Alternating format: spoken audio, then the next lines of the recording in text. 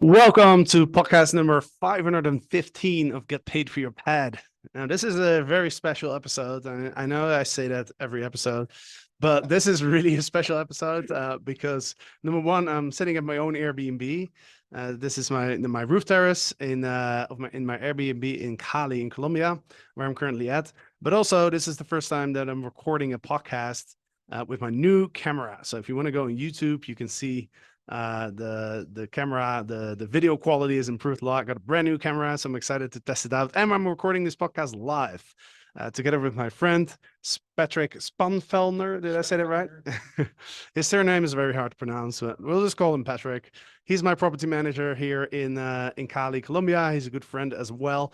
And today we are going to talk about investing opportunities for short-term rentals here in Colombia, and also what is it like managing units. I think Patrick manages around 30 to 50. I'll let him give us the exact number. But yeah, I'm excited to dive into this. So Patrick, why don't you start off by telling the story of how you actually ended up in Cali here in the first place? I know it's a pretty cool story. And then we'll talk a bit about your business. All right. Thank you, Jasper. Thank you for having me on. I think this is probably the second or third time that we do some sort of an event together. I thought this was a special show because I was your guest, but no, it's because of the camera and of course because you. So yeah, I came to Colombia first time in 2011. I bought a motorcycle in the United States and I rode it all the way to Brazil. And I met a beautiful little local Indian chick. No, that's not true, but she's a local little girl. And she came to visit me after the trip, or not, actually it was during the trip. She came to visit me first in Peru for 10 days, and then we met in Brazil for 3 weeks, riding around the motorcycle together. And then I sold the bike, went to Carnival, sent her back to Colombia, and then we met again in Italy a year later. And she got pregnant, and I had to grow up, and I moved to Colombia, and that was in our year 2013, and I've been here ever since. So it's about 9 years now.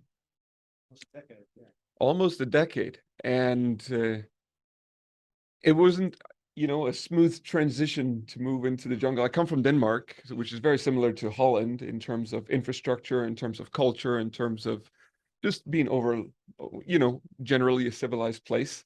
And when you move to Colombia, it's quite different. Yeah. So culturally, things are different here. Socially, things are different. Economically, things are different.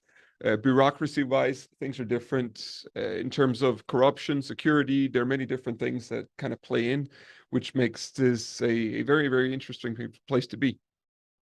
So do you want me to kind of develop and keep talking about? With Airbnb and everything. Okay, so I was a kid in Denmark when the financial crisis came back in the year, 2006, 2007, 2008. I always wanted to get into real estate, but the square meter prices were just ridiculous. And people were buying and selling real estate with negative yield. I mean, you would have to take money out of your pocket just to pay the mortgage every single month, which is a completely weird concept. And unless you had a lot of money, it was just an impossible market to kind of enter. So when I came to Colombia, I kind of gave up because I didn't come from a rich and wealthy family in Denmark, and I didn't have a lot of savings myself. So when I came here, I saw that we can actually buy square meters. This was back when the dollar to the peso was about 1800, but you could still buy a square meter or a square foot. A square meter would have been a couple of $100 and a square foot about $30, which for me was completely unreal compared to any other market in the world. And of course, this meant buying real estate that had to be transformed. But at the same time, I could see that the trajectory that Colombia was on economically, in looking at the tourism, but also it was kind of a place that was opening up in the 90s.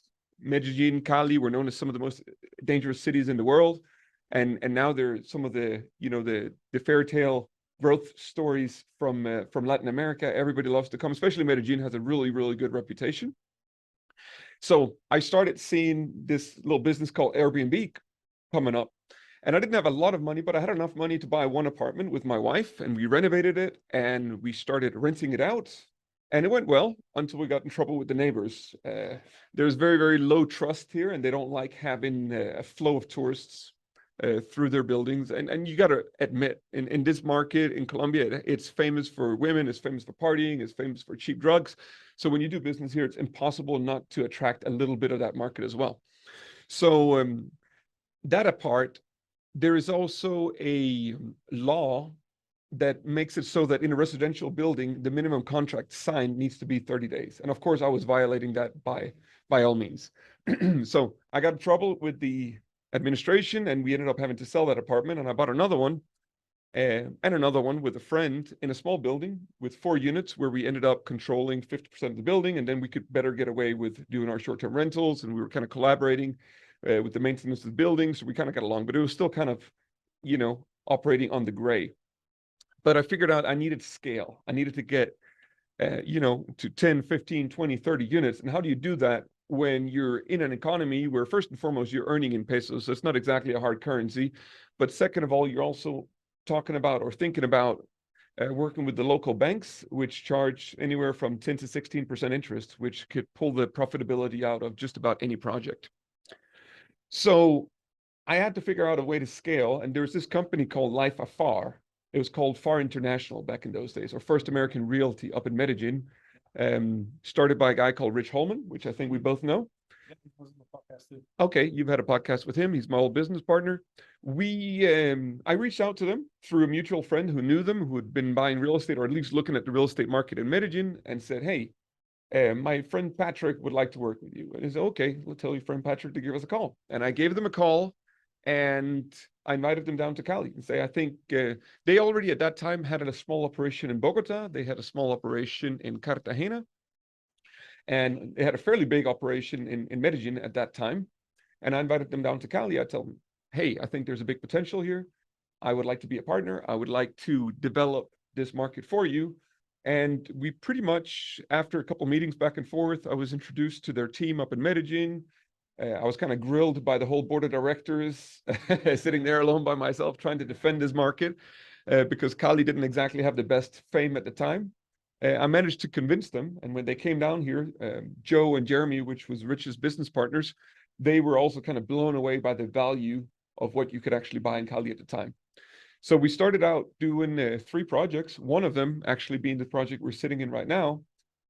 So 2 of the projects, what Life Afar did was that they had 2 business models. One they called the prep, where they would raise capital for a full building, but not by selling units, but by selling participation. So you would buy a percentage of a building, and then you would have access to an investor visa in Colombia and preferential rates if you wanted to stay at your own property. And then they estimated that you would make somewhere between, I think, 6 and 8% return. And then the other business models, what they called the tip, was a turnkey investment property, something like that. And that was what you bought, which meant that we took a small multifamily house. We subdivided it. It had only one title, and we subdivided. We got 4 titles, and we renovated, and then we sold each unit off. And you were the lucky buyer of this top floor, which has an amazing view. I don't know if they can see us.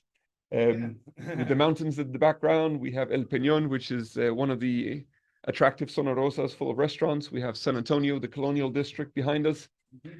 And we're only a couple of blocks from the River Boulevard, a couple of blocks from Granada, which is also full of restaurants and entertainment. So overall, it's a really good, desirable location. Yeah.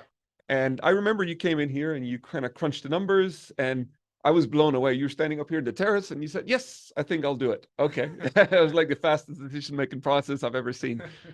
But yeah, so that's what we did. Life Afar, I don't want to get too much into it, but Life Afar kind of dissolved, and I left the company, and I had to start up on myself. And I was kind of forced out of Life Afar after having invested in the company, which is kind of a sad story. I don't want to sit here and spill the beans, but but I had to get back into the game.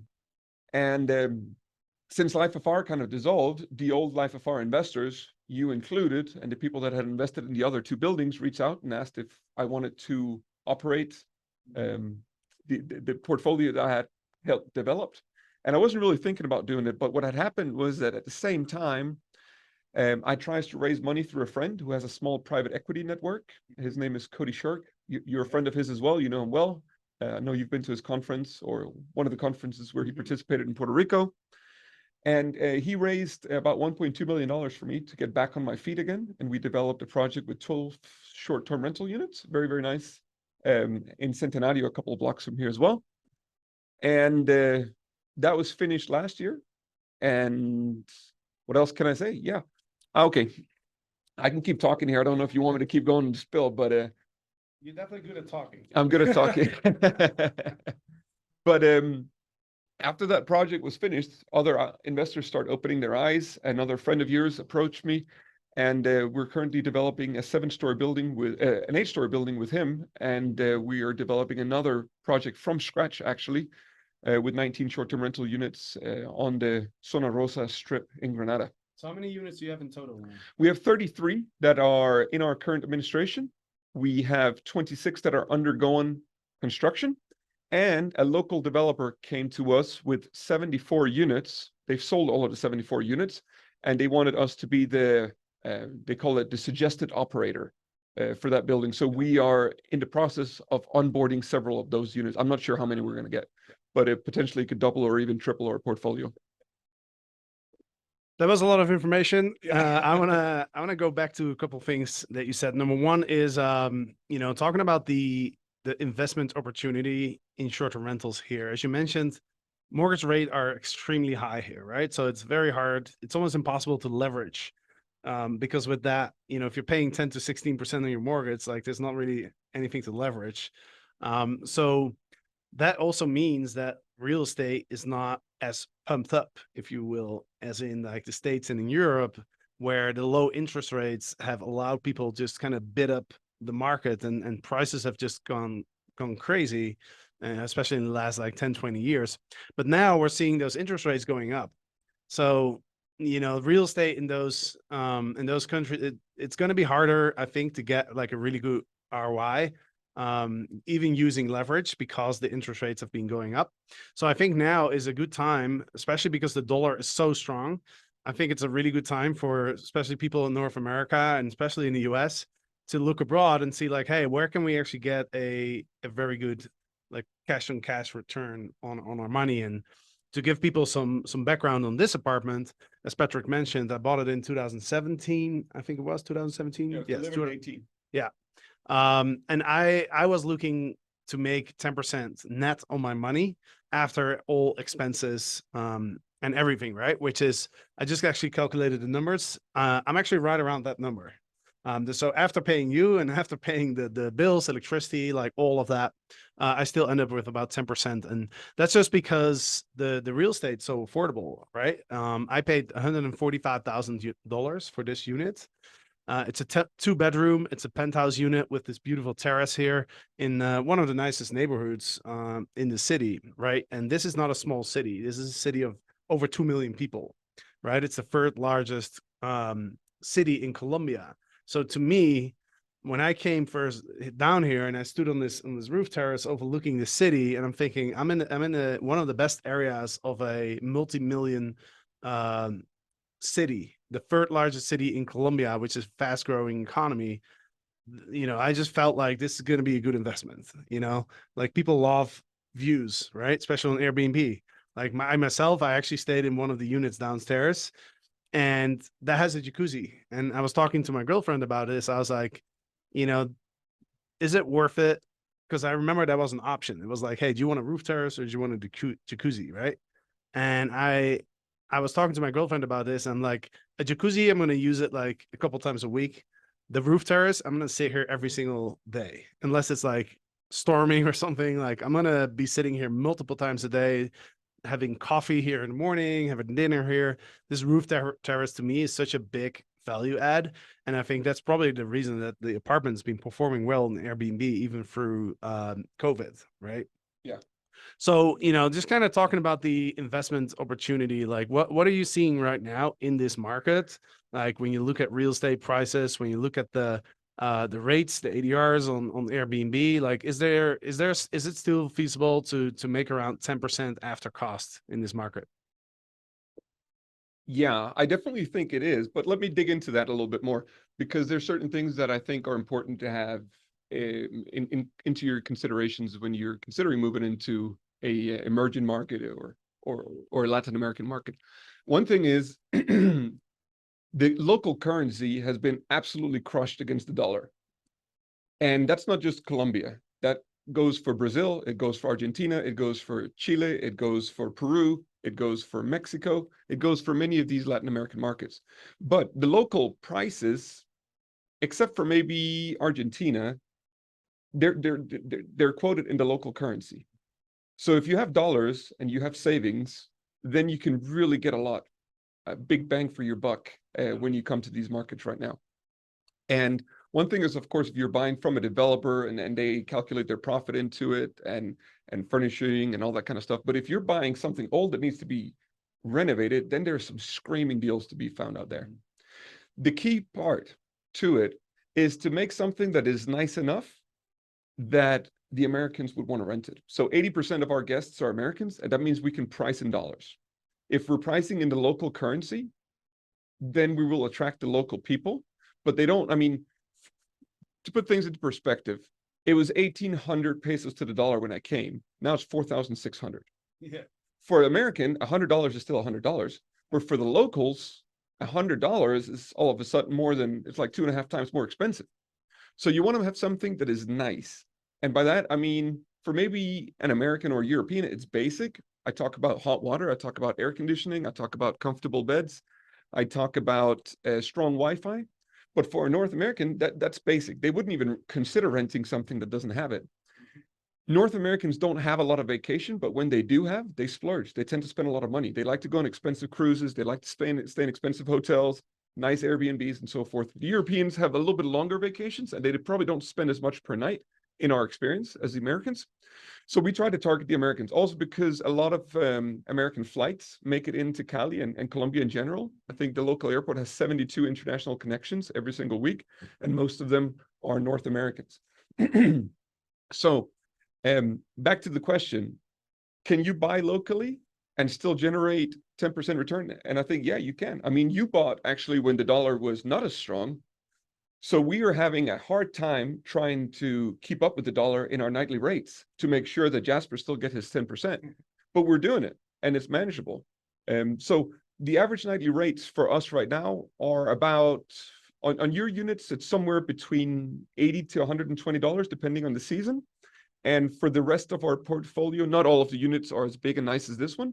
They average about $60, $70, but you got to have into your consideration that we have a mix of studio apartments and the biggest one is a 4-bedroom. So, and of course, remember that this is not a place where you can get a loan as a foreigner. This is a cash market. Unless you have a residency here, unless you have proven income in Colombia, the banks are not going to loan you any money. So it's a place to bring your cash and invest it if you have some sitting. And one thing that I think is interesting to add to this is that I told you about Alianza, where we place our money. So we pay your dividends into Alianza, and Alianza right now is paying somewhere between 10 and 11% interest. So you earn your rental income from us, and then you put it in an account, and then you still earn your interest on top of course, it's in pesos, but it's still worth having in mind. Yeah, that interest rate that you get here on the regular bank account, just a regular savings account, is pretty crazy. I thought it was like 7, but now I guess it's already gone up. Keeps going up. And then, like, there's a chance that the Colombian peso is going to appreciate as well over the next 5 to 10 years. It doesn't always go down. It's been going down since in the last 10 years. Could also appreciate, right? So going back to investment opportunities in emerging markets and specifically here in Colombia, I want to talk about what are the pros and the cons. So we've already mentioned some of the pros are like, you can buy real estate way cheaper than in the Western countries. I know there's some cons as well, right? And I know you have an interesting story about that has to do with risk, right? Because there's some risks when you invest in a country that you're not familiar with. There's risks, right? Because you don't know exactly how the game works. Like, you don't know exactly who to trust. So tell us that story where you lost quite a bit of money on that land that you bought. Yeah, I think I left that out of the intro, but Give us the 2-minute version. The 2-minute version was that after we'd done our first 2 individual Airbnbs and we were trying to scale up by ourselves before joining Life Afar, we found a piece of land that we would like to develop. And it was a beautiful piece of land in an area called Cristales over here, and we could build 18 units on it. And we were teaming up with a local developer, meaning they had the skill set to develop a building, and we had the abilities to raise money to develop this project. The idea was to do it more the traditional version, where you kind of buy the land, you put on like a little demo house where you show people the quality of the work that you're planning to do, and then you sell until you reach a break-even point, and then you start building. That was what we were trying to do. And we bought the land, and we actually paid in cash for it. It was most of our savings, me and my wife. It was about $100,000 at the time. And just as we were out there at the property doing soil samples, because we're in an earthquake zone, so if you're building from scratch, you need to do soil samples to determine, the composition of the concrete and so forth. Then a guy showed up and said, "Hey, what are you doing here? This is my family's property." And I said, "What? What are you talking about? We just bought it." "No." And then an investigation obviously started, and the guy was right, and it started a legal process. So in conclusion, he had been robbed of his property. I was the owner of his property because the transaction went through, but it was a guy with a fake ID that kind of signed the title work. So there's been a legal process now for about 7 years. The property is still in our name. He has possession of it, and another guy ran off with our money. And it's a very, very long, boring legal process that I recommend people not to get into. I would like to add to that. In Colombia, when we did the transaction, you signed at the notary and you put your fingerprint. These days, they have a national fingerprint database. All Colombians have their fingerprint database. And when you buy and sell property, they match your fingerprint up against the database to really verify that the person signing is that person, the real owner of the property.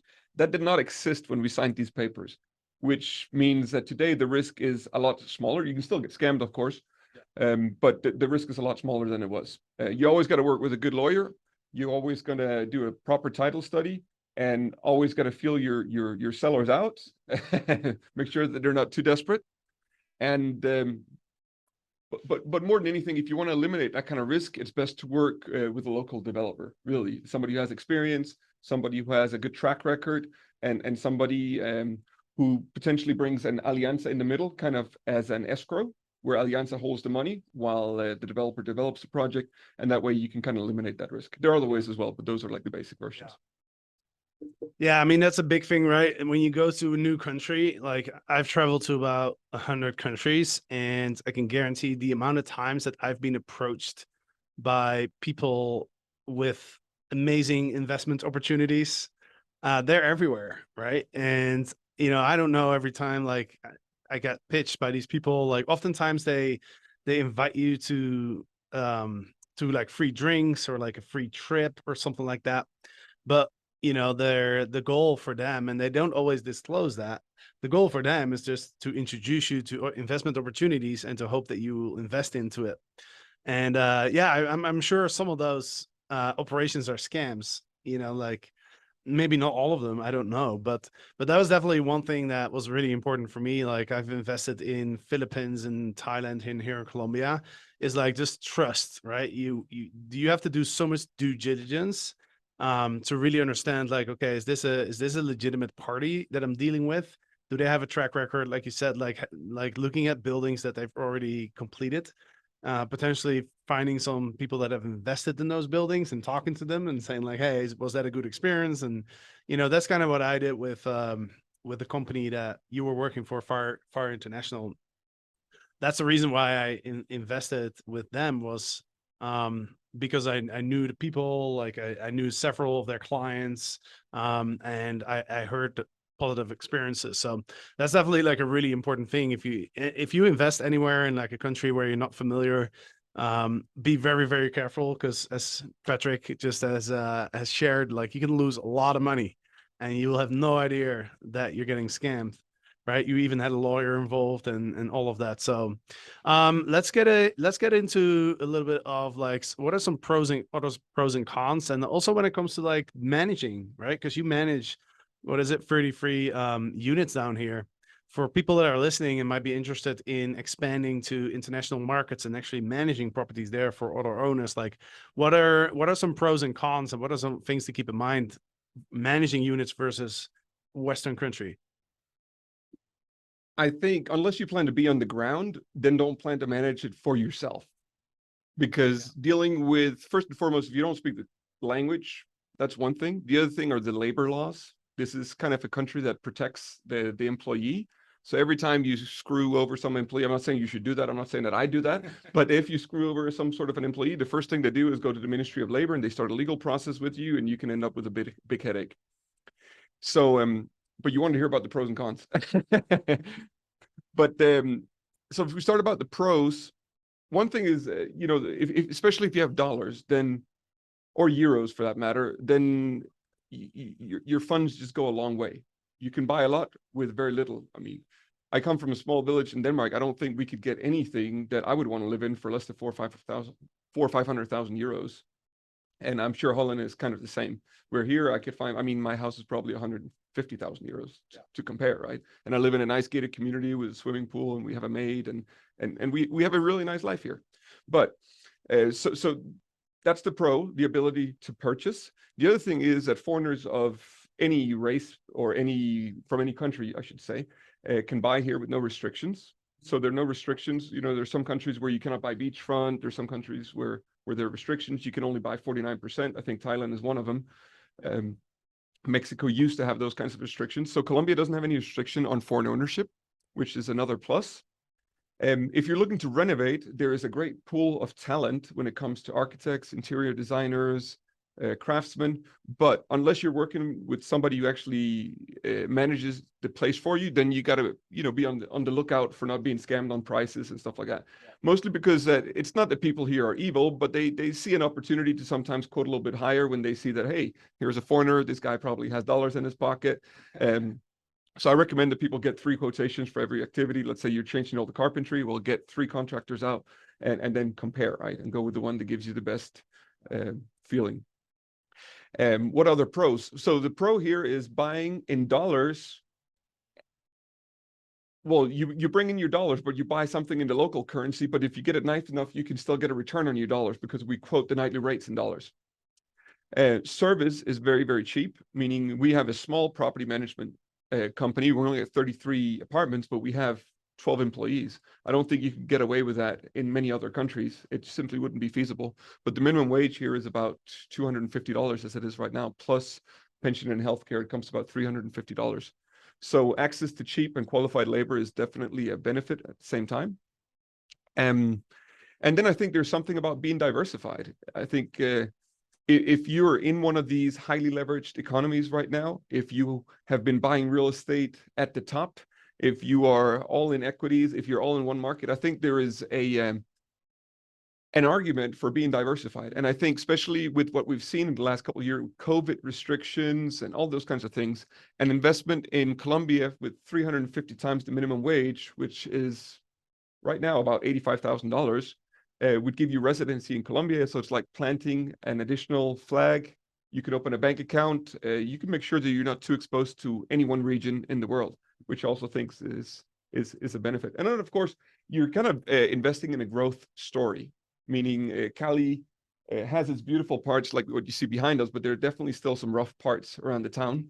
And there's definitely potential for the city to be developed. And with development usually comes appreciation, more tourism, better nightly rates, and so forth. So those would be some of the pros. You might have some other ones that you can add.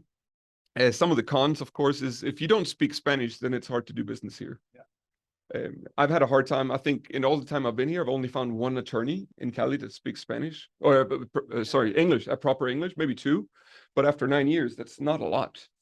Finding an accountant that speaks English is almost impossible unless you want to contract one of the big 4 like PricewaterhouseCoopers or Deloitte, and that's going to blow your budget immediately. And then I think there's something to be said about the regulatory aspect. There are some paperwork that you need to get sorted out. You need to have you need to be registered with the Ministry of Tourism in order to do short-term lettings legally. If you're buying into a residential building, you need to make sure that the HOA rules permits for the short-term rental use, which most of them do not. So don't trust when the seller tells you that you can do it.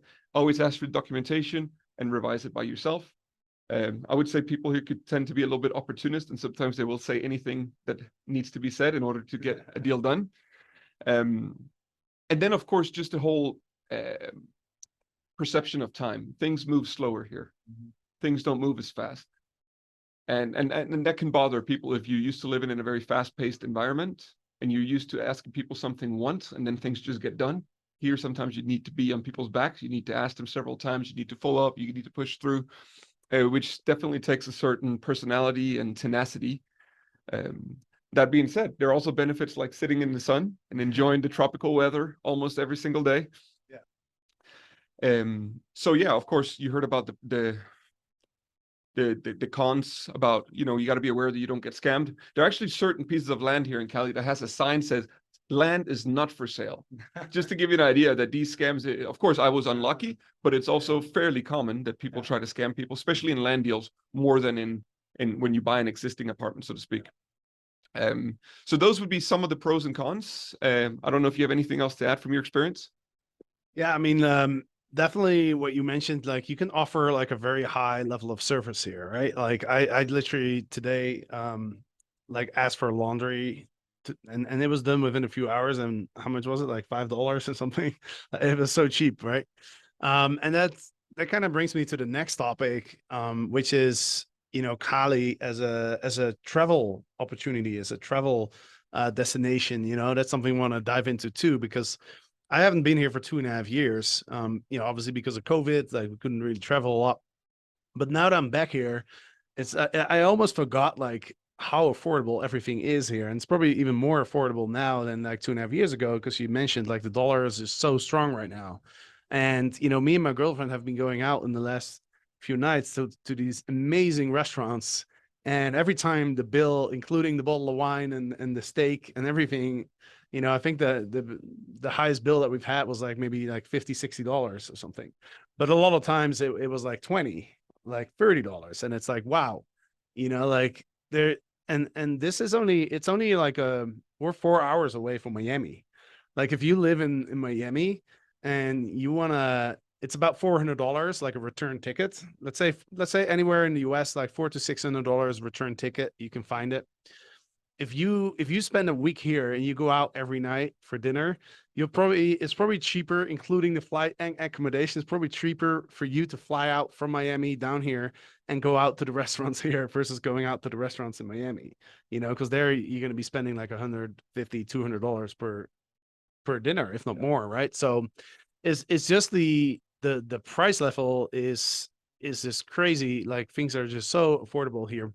Plus, Cali is a very interesting city because it's not it's not on most people's minds when it comes to tourism, right? People think of Medellin, people think of Mexico, people think of, you know, Brazil.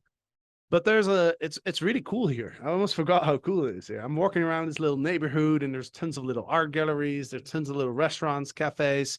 You mentioned like there's a lot of talent here when it comes to design.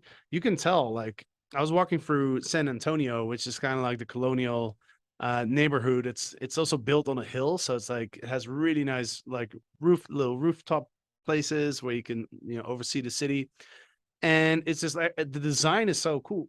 Like a lot of places have amazing design. Like me and my girlfriend, we found this like little co-working spot, has like a beautiful garden, and like the everything is just so well designed, that we ended up spending like 3 or 4 hours there doing some work, you know, having a glass of wine. Everything is pet friendly here, it seems like. So we have a dog. We can bring the dog everywhere, and it's very quiet. Like it doesn't feel like a huge city. You can walk around, like there's not a lot of cars on the streets, except for some busy roads. But like you walk through the neighborhoods, and it just feels like almost like you're in a little village inside of a bigger city. And then, you know, on top of that, there's the culture. You know, there's salsa places everywhere. This is the capital of salsa, and there's not a lot of tourists. So like when you walk into a salsa bar, you're actually going to be dancing with Colombians and not with fellow Americans who are on holiday. Or exactly, you know, right? It's like it's very local here. Like here you can really like feel the culture and the life of Colombia versus, you know, I've been to Medellin, you know, that's where we first met, I think. Or at least like I met the guys at FAR. You know, if you stay in like the nice neighborhoods, like it almost feels like sometimes you're in Europe or in the US because there's so many foreigners walking around. And that's not the case here. This is just like kind of an unexplored city. And then on top of that, there's some cool things to do as well. There's this place is famous for what's it called in parapente is called in Spanish. Oh yeah, Hang gliders, right? paragliders, Yeah, paragliders. Like you can go. There's a lot of mountains around here, so you go up and you paraglide. What are some other cool things to do for people if they are interested in? I've been selling this city so hard that I imagine there's some people will be coming down in the next few months. What are some other cool things that people can do here while they're on a holiday? Okay, so that's a very good question. A lot of people ask us, especially people that are looking to invest here, what are the type of tourists that come? So let's start with that one first. So Cali is very famous for medical procedures. So we have a big medical tourism clientele, which has special needs. I know you talk a lot about finding your guest avatar, and we definitely have a lot of those. Cali, I think two of the hospitals here are ranked top 10 in Latin America. And just in Cali alone, they do like 50 or 60,000 plastic surgeries a year. So there's a lot of plastic surgery. We had a lot of people that come for dental work. So if you look up this guy like Mario Montoya, he has like 1 million followers on Instagram. He designs smile designs, like these veneer porcelain teeth. And that attracts a lot of people as well. We have bird watchers, which are probably the best clients you can ever have because they are well educated, they spend a lot of money, and they're quiet. They go to bed easy, early. And then we have, of course, we don't get a lot. There's a lot of backpackers, but they mostly tend to hang out in San Antonio, where the hostels are, where you can get a bed for $10 a night. That's not a big part of our clientele, but there are a lot of them here. And then a lot of people come for the nature, meaning you have whale watching in Buenaventura, which is about 2 hours away.